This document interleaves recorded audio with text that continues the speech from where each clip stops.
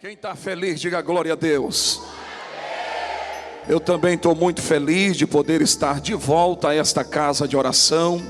Estive pela primeira vez acompanhando o pastor Carlos e já tivemos uma oportunidade de trazer uma saudação, mas os céus é bom e nos proporcionou esta oportunidade. Eu estou muito feliz, estou acompanhado com a minha esposa, minha mãe, minha cunhada, meu cunhado, estou bem acompanhado, viu? Glória a Deus, eles estão aí me escoltando. Glória a Jesus, Deus os abençoe maravilhosamente. Deus abençoe o nosso pastor Bruno. Estou muito feliz de poder estar contribuindo com esta obra. Deus o abençoe de forma especial, coroe com êxito o seu ministério. Esta igreja continue prosperando, frutificando para a glória de Deus. Louvado seja o nome do Senhor. Quem trouxe a Bíblia, levante aí, deixa eu ver. Quem trouxe a palavra do Senhor? Muito bem. Você pode ficar de pé mais uma vez? Nós vamos fazer uso de um texto. O meu coração arde com uma palavra, e o Senhor mandou eu profetizar esta mensagem sobre a tua vida e sobre a tua história aqui nesse lugar. Quem acredita? Então abra a sua Bíblia no livro do profeta Abacuque, por favor. É um livro pequeno de 3 capítulos apenas. Para bem melhor você encontrar, você vai para o livro de Mateus, aí você vai voltando. Mateus é bem fácil, você vai voltando, é o 5º livro de Malaquias, voltando. Malaquias, Zacarias, Ageu, Sofonias, aí Abacuque. Capítulo 1, verso de número 1 ao verso de número 5. Depois eu vou ler o capítulo 2, 4 versículos apenas, verso 1, 2, 3 e 4, e vou encerrar com os 3 últimos versículos, que é Abacuque 3, 17, 18 e 19. Quem encontrou, diga eu já achei. Opa, glória a Deus. Então vamos ver o que está escrito aí. Capítulo de número 1, na minha versão diz o peso, e eu quero ficar com esta versão, talvez na sua diz sentença, mas eu quero ficar com esta expressão: o peso que viu o profeta Abacuque. Até quando, Senhor, clamarei eu e tu não me escutarás? Gritarei violência e não salvarás. Porque razão me fazes ver a iniquidade e a opressão? Porque a destruição e a violência estão sempre diante de mim. Há também quem suscite a contenda e o litígio. Verso 4: por esta causa a lei se afrouxa, a sentença nunca sai. Porque o ímpio cerca o justo e sai o juízo pervertido. Verso de número 5: vede entre as nações, olhai e maravilhai-vos, admirai-vos, porque realizo em vossos dias uma obra tão grande, que quando vos for contada, vós não crereis. Que palavra é essa? Deus está dizendo: vinde e contemplai, olhai e admirai-vos, porque realizo em vossos dias uma obra tão grande, tão gigantesca, que quando for contada, vai gerar espanto e admiração. Oh glória! Capítulo de número 2, o verso 1 ao verso 4: sobre a minha guarda estarei, sobre a fortaleza me apresentarei, vigiarei para ver o que fala comigo, e o que eu responderei quando for arguido. Verso 2: então o Senhor me respondeu e disse: escreve a visão, torna bem legível sobre tábuas, para que o que possa ler, leia, mesmo correndo, leia o que está escrito, porque a visão é para ainda o tempo determinado. Aleluia! Diz a Bíblia: até o fim falará e não mentirá. Se tardar, espere-o, certamente virá e não tardará. Verso 4: eis que a sua alma se incha, não é reta nele, mas o justo pela sua fé viverá. Glória ao Senhor. Os últimos versículos para fecharmos esta leitura, capítulo 3 e verso 17 a 19, é aquele texto que toda a igreja já conhece, e tem até um hino que foi, aleluia, escrito com estas expressões: porque ainda que a figueira não floresça, aleluia, e não haja fruto na vide, o produto da oliveira minta, os campos não produzam mais mantimento, as ovelhas da malhada sejam arrebatadas, e não haja vacas nos currais, todavia eu me alegrarei no Senhor e exultarei no Deus da minha salvação. Aleluia. Verso 19, aleluia. Olha o que diz o verso 19: o Senhor Jeová é a minha força, e fará com que os meus pés sejam como os das corças, e me fará andar sobre as minhas alturas. E você diga amém por essa palavra. Aleluia. Podeis assentar, meus irmãos. Muito obrigado pela forma receptiva, generosa com que a igreja recebe esta leitura desta palavra.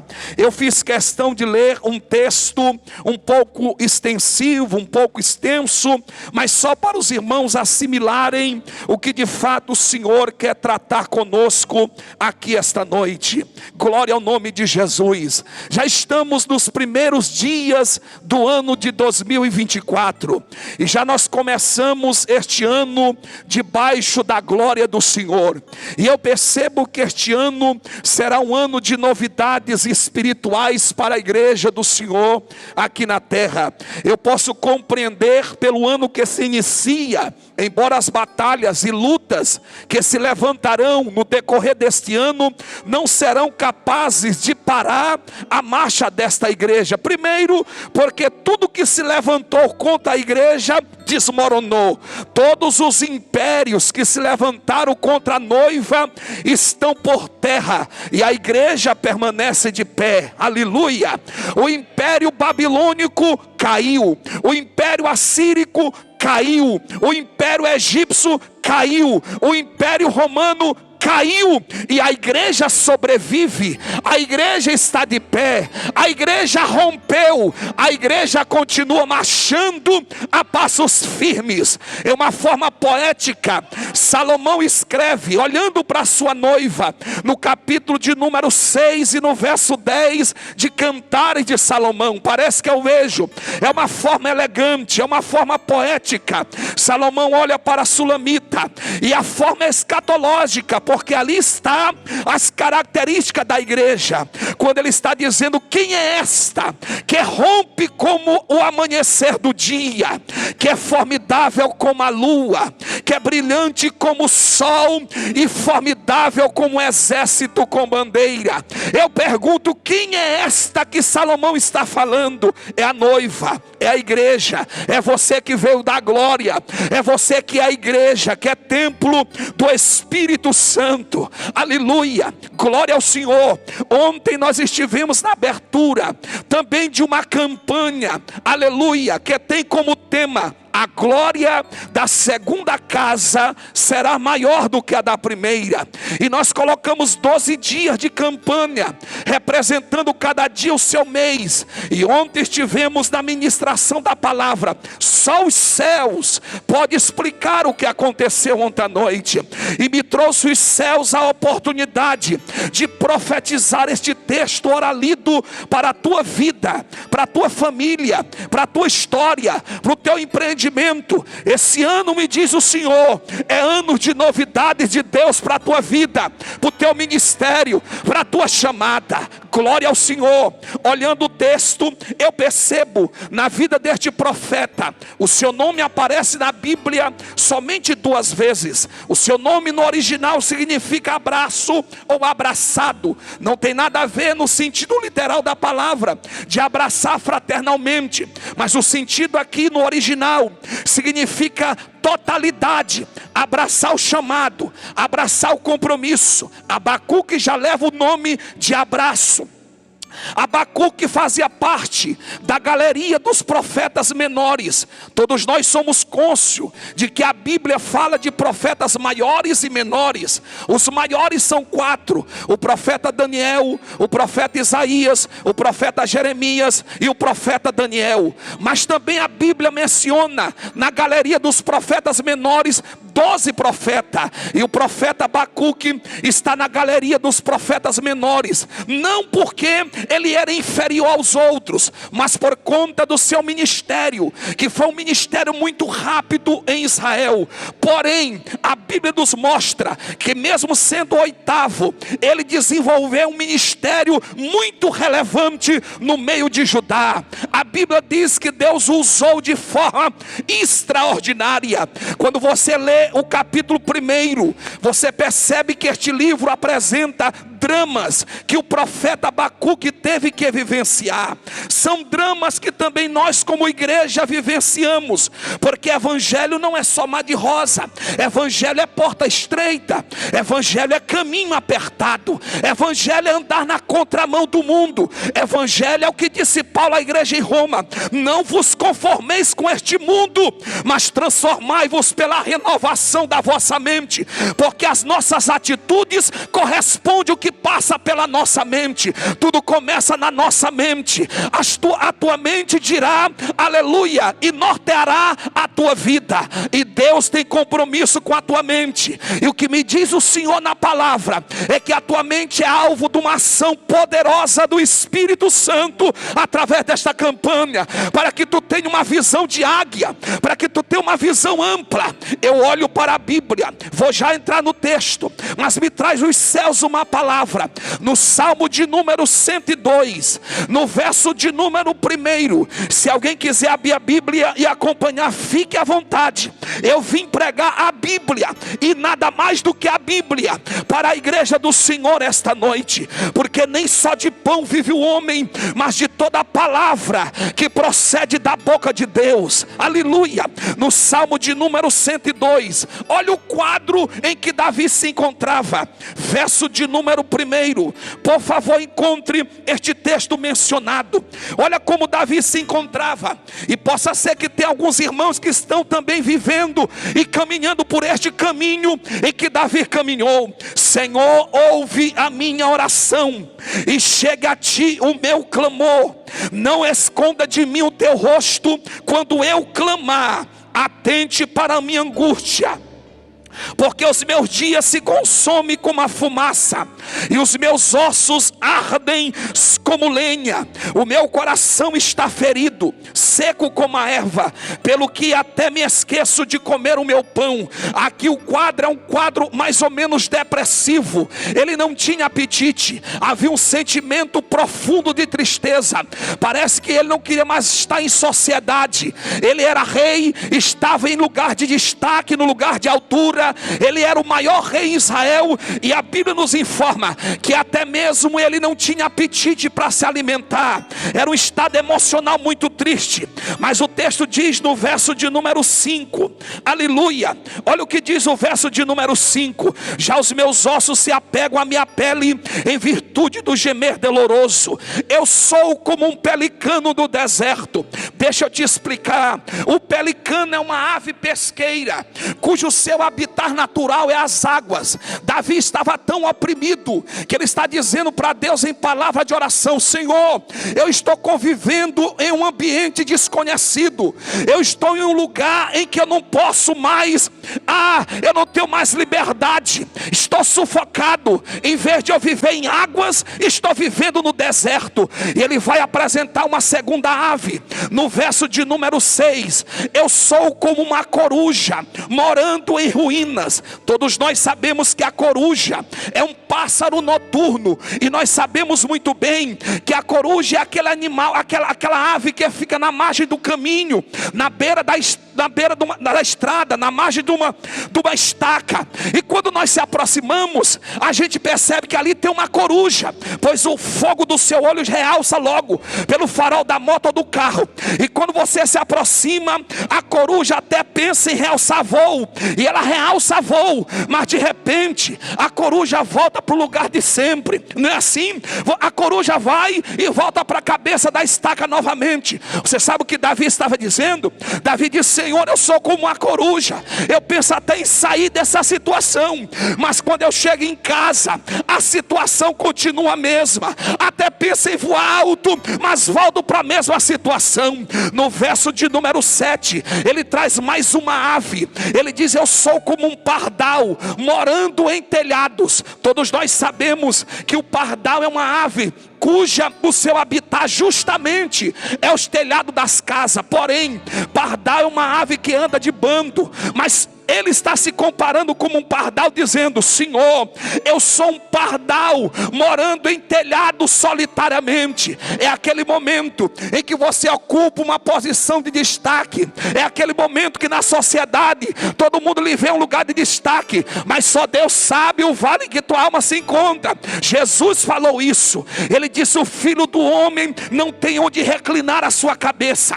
Os pássaros têm o seu ninho, as raposas têm os seus covis. É aquele momento que estão no meio desta massa e estamos com aquele sentimento solitário, como um pardal, mesmo em lugar de destaque, mas morando de forma solitária. Mas no Salmo de número 103, ele vai iniciar o Salmo cantando e dizendo: bendiz, ó minha alma, ao Senhor, e tudo que há em mim, bendiga o seu santo nome. Isso me traz um princípio e uma lição. Foi ontem, hoje é um novo dia, aleluia. Ontem você pode ter chorado muito por uma situação que sufoca a tua adoração nessa noite, mas Deus está na palavra te dizendo. O Salmo 102 tem um ponto final, e o Salmo 103 se inicia com louvor e com adoração, dizendo: bendiz, ó minha alma, ao Senhor, e tudo que há em mim, bendiga o seu santo nome. Mas não termina por aí. O salmista diz assim: bendiz, ó minha alma, ao Senhor, e não se esqueça de nenhum dos seus benefícios, porque é Ele que perdoa todas as tuas iniquidades, sara todas as tuas enfermidades, que redime a tua vida da perdição, te coroa de benignidade, de misericórdia, de sorte que a tua mocidade se renova como a águia. Ou seja, eu não sou mais pardal, eu não sou mais uma coruja, eu não sou um pelicano no deserto. Eu entendo o propósito, eu entendo o projeto. Eu nasci para ser águia, eu nasci para voar. Oh glória, entende essa verdade? Então levante a tua mão e dá glória ao nome de Jesus essa noite. Mas eu quero que você entenda que evangelho é isso, é altos e baixos. Evangelho é deserto, é vales, é montes, é valados. E tem momentos que você não tem assim tanto ânimo para adorar. O pastor até motiva, o pastor até incentiva, o pastor até te ajuda, mas tem momentos que você está num ambiente como esse, em que você tenta encontrar Deus e parece que o céu está de bronze. Era assim que o profeta estava. No verso de número 1, o livro começa dizendo peso. A palavra peso aqui é mazã. A palavra peso aqui, aleluia, significa abraçar o peso da responsabilidade. Porque ministério é isso, ministério é peso. Ministério é peso, ministério é cruz. Isso é evangelho. E eu sei que quem está em posição de líder sabe o que eu estou pregando. Há um peso que está sobre os teus ombros. E o Espírito Santo me trouxe para te dizer: suporte mais um pouco. Porque no hino da nossa harpa cristã tem um hino de número 291 que diz: sim, eu amo a mensagem da cruz, até por uma coroa a trocar. Eu tenho uma notícia para te dizer: esse peso de responsabilidade que muitas das vezes você pensa que não vai dar conta, e você até diz: esse ano eu vou ter que entregar o cargo, não dá mais para assumir essa posição. O Espírito de Deus te trouxe hoje para te dizer: é o peso do ministério. Suporte o peso do ministério. O profeta Abacuque precisou conviver com o peso do ministério, por isso ele inicia: o peso que viu o profeta Abacuque.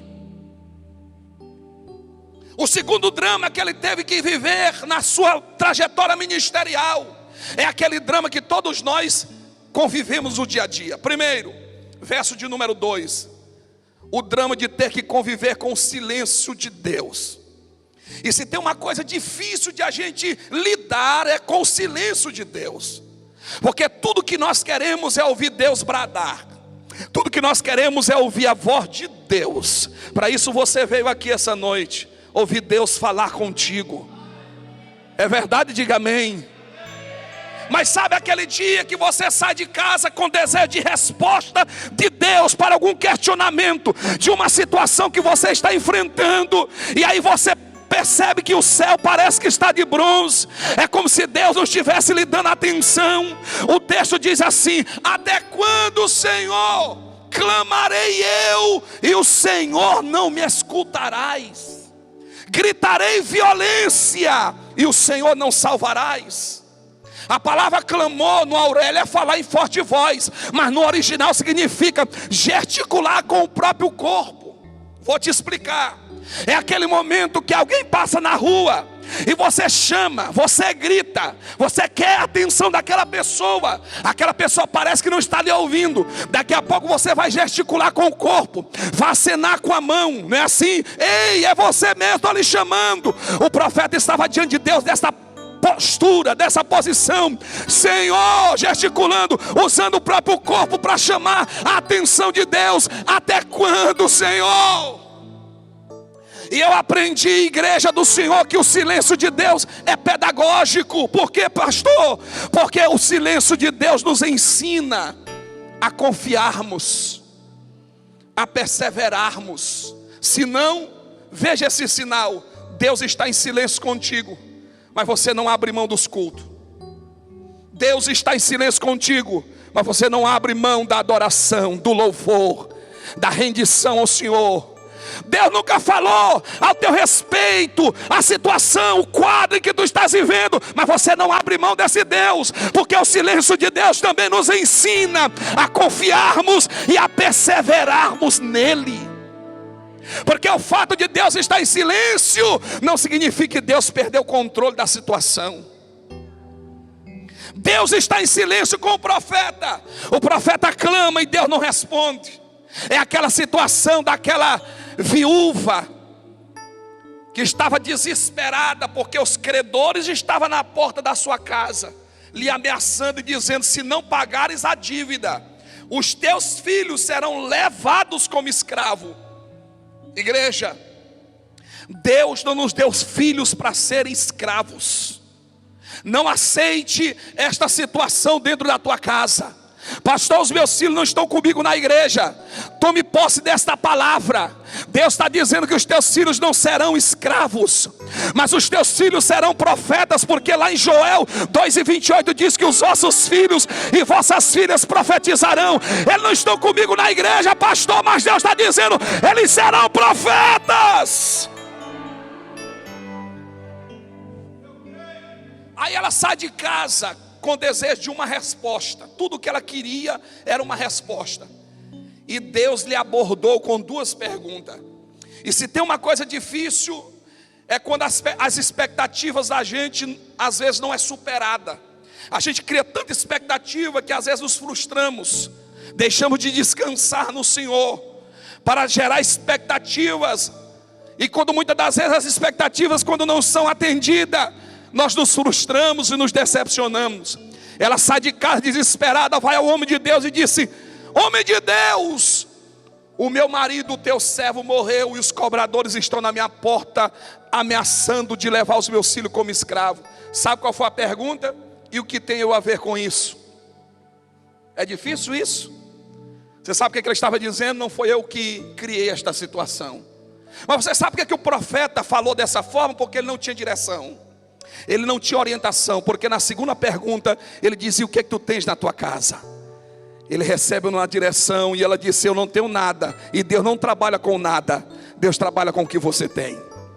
Pastor, eu não tenho muita coisa, mas tenho um pouco de fé. É com isso que Deus quer trabalhar nesse ano de 2024. É pouco nas tuas mãos, mas na mão de Deus tu vai ver o que Deus vai fazer esse ano. É tempo das maravilhas do Senhor na tua vida e na tua casa. Quem recebe a palavra, diga glória ao nome de Jesus. E o profeta quer resposta. Até quando? Até quando? Esse interrogamento está na mente de muita gente. Até quando, Senhor? Até quando, Senhor? Deus brada dos céus. Deus brada e disse: vinde, abra os teus olhos, olhe, porque vou fazer uma obra extraordinária. Vou fazer uma obra tão grande que vai repercutir notícia. A tua vizinhança saberá que eu sou o Senhor na tua casa. Os teus vizinhos, aqueles que convivem debaixo do teu teto, saberão que eu sou o Senhor. Aleluia. No capítulo de número 2, Deus nos dá 5 orientações para ouvirmos a voz de Deus. Aleluia. O profeta diz: subirei à torre de vigia, vou vasculhar o horizonte para ouvir aquele que fala comigo e responder-lhe quando lhe for arguido. E a Bíblia nos diz, irmãos, que a primeira coisa que ele faz é tomar uma atitude de se retirar. E a palavra retirar no original aqui, sabe o que significa?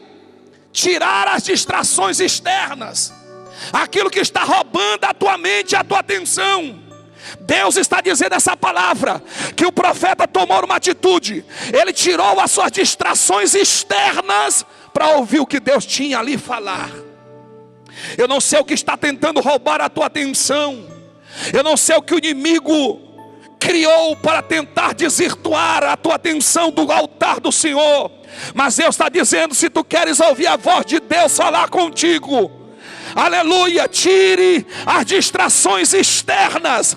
Faça como o profeta: retirai-me, vou me retirar para ouvir aquele que fala comigo.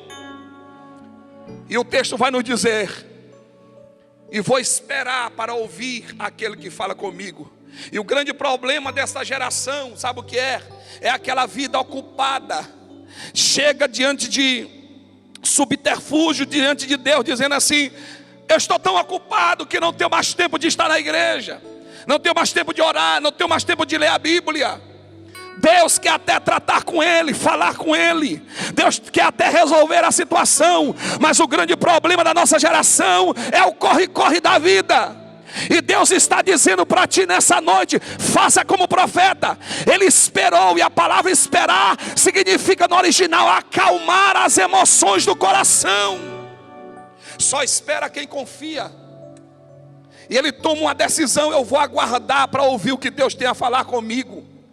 Eu vou acalmar as emoções do meu coração.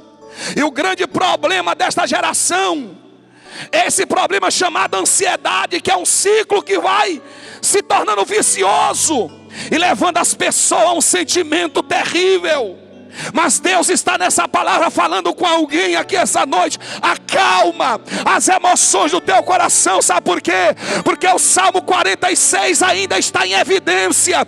Deus é o nosso refúgio, a nossa fortaleza, o nosso socorro presente na hora da angústia. Pelo que temeremos, ainda que as águas se rugem e se perturbem, e a terra passe por transtornos, há um rio cujas correntes alegram a cidade do grande Deus, a morada do Altíssimo. Deus está no meio dela e jamais será abalada. Vinde, contemplai. Deus está falando contigo: vinde e contemplai quão desolações Ele tem feito na terra. Ele faz cessar as guerras, Ele quebra arco, corta lança, faz carro virar sucata.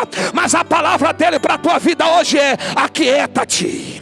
Aquieta-te, acalma o teu coração. Diga para esse crente que está do teu lado, pegue na mão dele, olhe para ele e diga para ele: acalma o teu coração, aquieta as emoções do teu coração. Não tome decisões precipitadas, não avance o sinal vermelho se está fechado para ti. Deus está dizendo que o sinal vai se abrir na hora e no tempo certo. Acalma o teu coração, diz o Senhor para ti essa noite.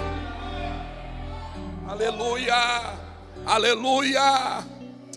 Deus, Ele tem uma palavra empenhorada para a tua vida, mas Deus está dizendo: acalma o teu coração, o teu tempo não é o meu tempo, diz o Senhor. Deus tem uma palavra, aleluia, uma promessa na tua vida e na tua história. Só que Deus está dizendo: aquieta-te, aquieta-te, porque eu serei exaltado entre as nações e serei exaltado sobre a terra. Aleluia.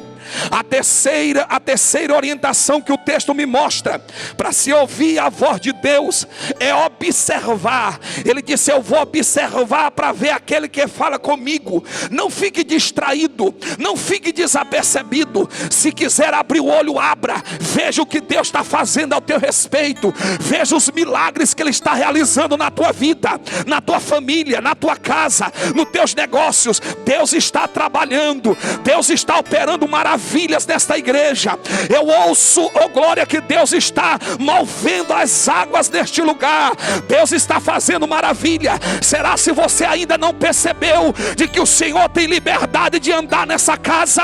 Será se você não percebeu de que o Senhor está atraindo pessoas para este lugar? E tem pessoas que vêm assistir o culto e não quer mais ir embora. É Deus nessa casa, é o Rei que está entre vós. E Deus está na palavra dizendo: acalma os teus corações, o teu coração, mas observa o que eu estou fazendo ao teu respeito. Agora eu vou falar algo aqui para quem tem fé. É para quem crê em milagre, é para quem crê no agir no sobrenatural de Deus. Porque não somos movidos simplesmente por aquilo que vemos, porque não andamos simplesmente de vista, disse Paulo, mas andamos pela fé. O texto diz: o justo viverá pela sua fé. Aleluia.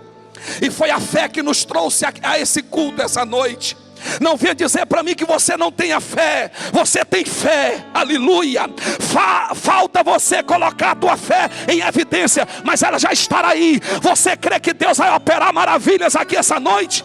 Você acredita que Deus vai resolver uma situação na tua vida? O que é isso, pastor? É fé. Olha o que o texto diz. E o profeta toma a postura quando Deus diz assim: agora pegue a caneta e anota aquilo que eu vou fazer. Isso aqui é para quem acredita.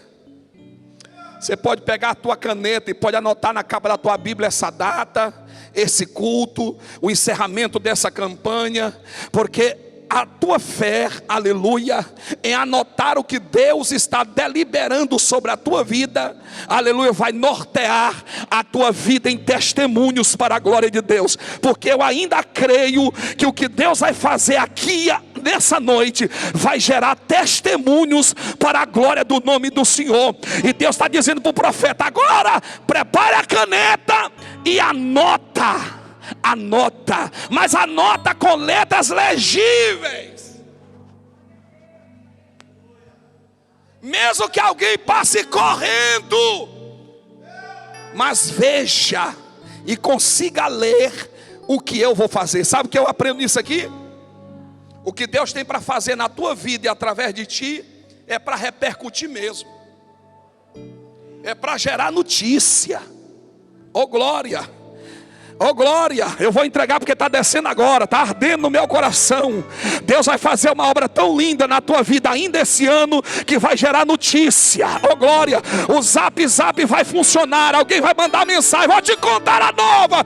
O que que Deus fez na minha vida, na minha casa. Estou entregando do jeito que está descendo. Deus está falando com alguém nessa noite. Escreve com letras legíveis, porque é o que eu vou fazer. Deus não está interessado em fazer milagre para que esse milagre fique debaixo de 7 capas. Deus quer que seja notório para a glória do nome dEle. Quem está entendendo, diga glória ao nome dEle essa noite. Agora pergunta para esse adorador que está do teu lado: tu está preparado para receber? Por quê, pastor? Porque Deus não é irresponsável. O que Ele tem para a tua vida, Ele vai te preparar primeiro. Aleluia. É algo tão grande que você pode não estar preparado para receber. Deus vai preparar o teu psicológico, a tua estrutura emocional, a tua estrutura física. O que Deus tem para fazer é coisa grande. Deus está falando comigo no altar. Abre os teus olhos para ver, escreva, porque os teus vizinhos saberão que Deus está dentro da tua casa. A glória a Deus ao nome do Senhor. Jesus está aqui nessa palavra. Por isso Deus fala com o profeta: anota, escreva. Aleluia. Eu creio no milagre. Eu acredito no milagre. Eu estou vendo o milagre de Deus na tua vida essa noite. Oh, glória ao nome do Senhor. Deus está dizendo: escreva. Vai repercutir, vai correr notícia. Aleluia. Oh, glória, o meu nome será glorificado por consequência deste milagre. Oh, glória ao nome do Senhor. Jesus disse para os mensageiros: volta e diz para Marta que tudo que está acontecendo é para que o nome do Senhor seja glorificado. Vai ter glória na tua casa, vai ter glória na tua vida, vai ter glória, oh glória, vai ter glória de Deus na tua história. Eu creio nisso. Aleluia. O teu primeiro estado é muito pequeno para o teu último estado, porque o teu último estado vai crescer sobremaneira. O espaço será muito pequeno para o que Deus tem para a tua vida e através de ti. Aleluia. Deus vai, aleluia, ampliar os horizontes do teu ministério. Aleluia. Hoje você me ouve, amanhã você estará neste altar, diz o Senhor. Deus está dizendo que está preparando uma geração, aleluia, com ministérios específicos. Deus tem pressa, Deus tem urgência de levantar. E eu sei que esse lugar é um quartel de Deus, e Deus está me dizendo que está preparando obreiros fiéis, mensageiros fiéis, ministros do louvor, ministros da palavra, homens e mulheres que estão sendo selecionados à ponta de dedo, porque o Espírito Santo se agradou da tua vida. E Deus está dizendo nessa palavra: o que eu vou fazer vai repercutir notícias e histórias para a glória de Deus. Eu vou entregar uma palavra revelada que o Senhor falara comigo hoje. Vocês anotem essa palavra se quiserem. Mas Deus falou comigo hoje à tarde, enquanto eu orava por esse trabalho. O Espírito de Deus, pastor Bruno, me disse que não ficará somente aqui neste ambiente, mas esta cidade, oh glória a Deus, será o palco da glória de Deus que será vista por esta igreja. Porque eu não vi só esse trabalho, eu vi trabalho nos bairros sendo abertos. Deus está falando algo comigo, aleluia. Quem crê nessa palavra, te prepara, porque desse lugar Deus vai levantar obreiros.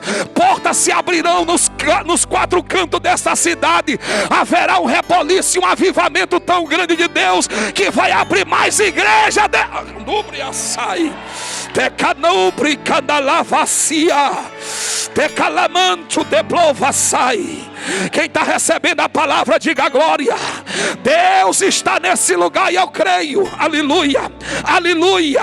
Mas a Bíblia vai nos mostrar, aleluia, a quinta orientação para se ouvir a voz de Deus. Não é palavra de pregador para enfeitar mensagem, é Bíblia. Quando você vai para o capítulo de número 3, você percebe que o capítulo 3 é totalmente diferente do capítulo 1. O profeta que questionava, o profeta que chegava na presença de Deus e dizia: até quando? Até quando? Quando Deus bradou ao seu respeito no capítulo de número 2, e que Deus disse o que iria fazer, e o que Deus disse para ele: anote e veja com os teus olhos o que eu vou fazer. O capítulo 3 ele encerra com muito louvor, com muita adoração, porque não dá para ficar parado quando nós ouvimos a voz de Deus. Não dá para ser o mesmo quando temos um encontro real com Ele. A Bíblia diz que ele começa o seu livro dizendo: ouvi, Senhor, a tua palavra e temi. Aviva a tua obra no meio dos anos e a torna notório, aleluia,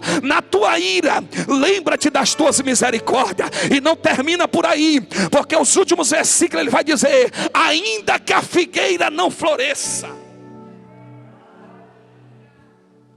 Que coisa linda essa expressão. Irmão, ele está tomado pelo Espírito. Ele está tomado por fé. Ele está dizendo: ainda que a casa esteja caindo, as coisas estejam dando errado na minha vida. É isso que ele está dizendo. A figueira aqui produzia duas coisas: primeiro, sombra para os viajantes. Segundo, da figueira se extraía algo pastoso, terapêutico. Era como se fosse uma anestesia para suavizar as dores dos feridos da estrada. Quando você vai para o original, você vê como é linda a expressão. Ele está falando de uma crise sanitária. E nós enfrentamos recentemente uma pandemia, uma crise sanitária. E ele está dizendo ainda que haja uma crise na saúde.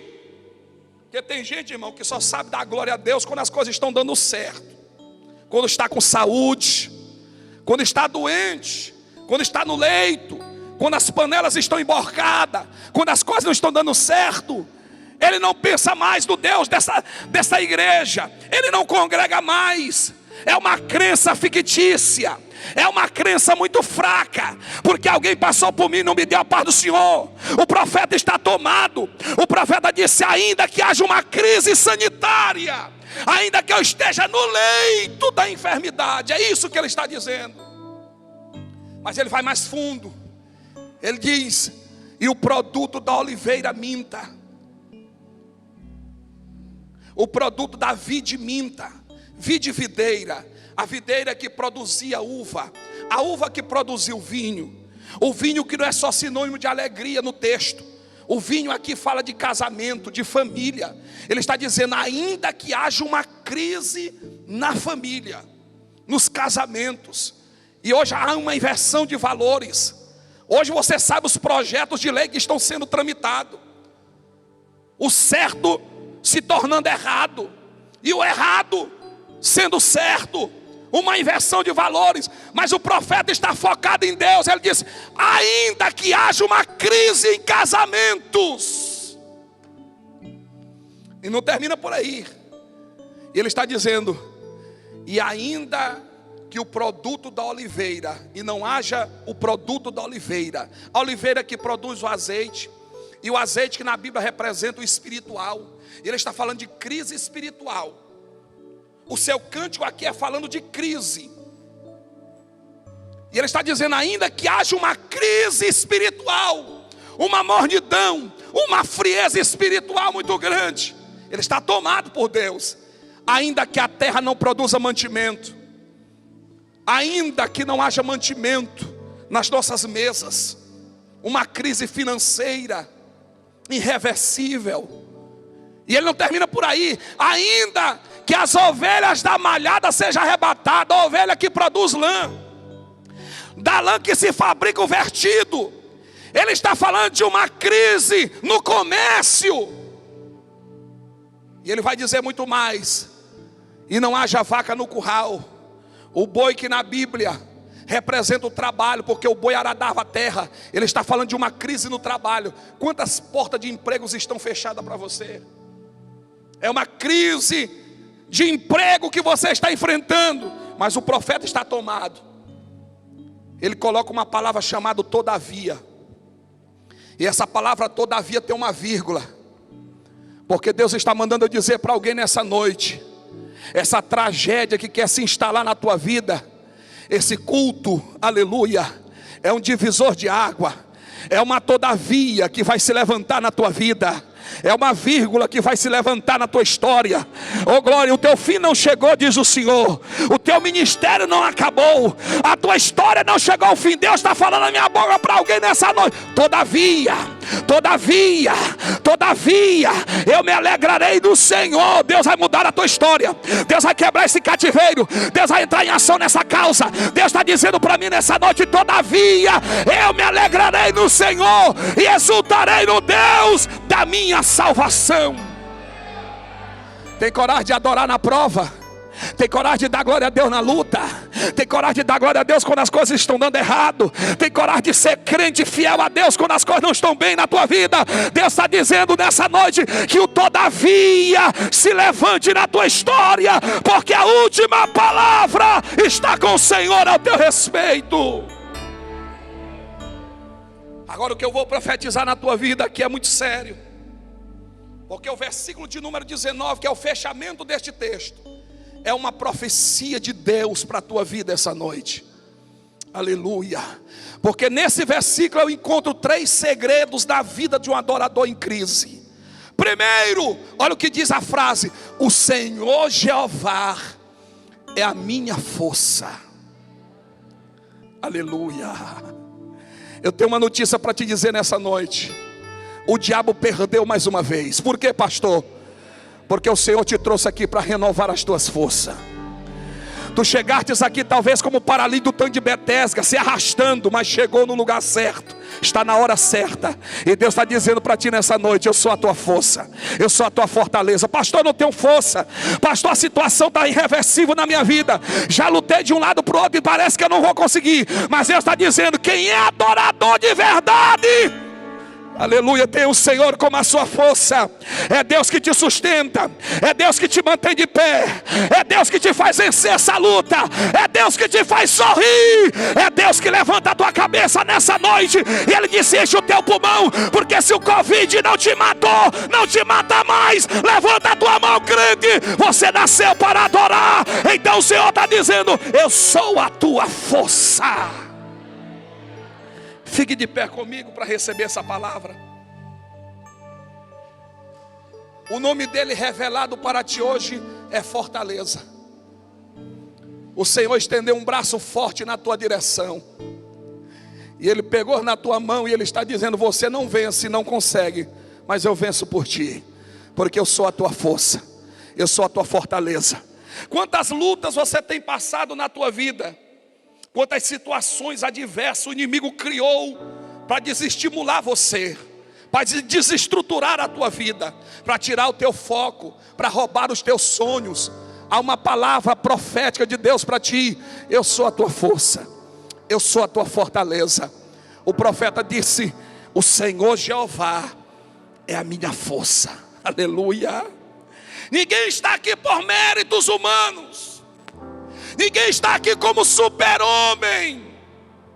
Nós não somos máquinas, nós somos seres humanos, limitados, frágeis, fadados ao fracasso. Mas a mão do Deus Todo-Poderoso está estendida sobre a... Oh glória, oh glória, oh glória, oh glória. Que Deus está me mostrando essa noite pessoas se levantando aqui, pessoas sacudindo a poeira, pessoas dando a volta por cima. É que Deus está me mostrando aqui essa noite que o teu cativeiro será virado, será quebrado. Deus está dizendo nessa palavra: eu sou a tua força. Você não vai parar, você não vai desistir. O ano de 2024 será um ano de novidade de Deus para a tua vida. O Senhor Jeová é a minha força. E não fica só por aí, porque o segundo segredo na vida de um adorador em crise é que o profeta diz o seguinte: o Senhor fará com que os meus pés sejam como os das corças. Isso aqui é lindo e é forte demais. Pés aqui representa muita coisa. Pés aqui representa velocidade. Pés aqui representa equilíbrio. Deus está dando equilíbrio para alguém. Deus está tirando alguém de lugares escorregadios. O inimigo está tentando criar uma situação para te jogar no chão. Só que o Senhor disse que nesse culto, o Senhor vai colocar os teus pés, oh glória, em velocidade e em equilíbrio. Porque Deus está fazendo com que os teus pés sejam como das coças. E você sabe que a coça é uma ave. Sei que exala um mau aroma, e que esse aroma atrai os predadores. Mas o salmista diz: assim como a coça aspira por água a minha alma, é que o faro da coça é tão apurado que ela sabe onde está o lençol freático. Oh glória. E aonde tem água, os seus pés em velocidade caminham em direção às águas, porque dentro da água os predadores não encostam. Oh glória, aleluia, oh glória. Deus está te tirando de uma situação E Ele está renovando os teus pés, porque Deus tem compromisso com os teus pés. Porque os teus pés ainda pisarão em terras desconhecidas.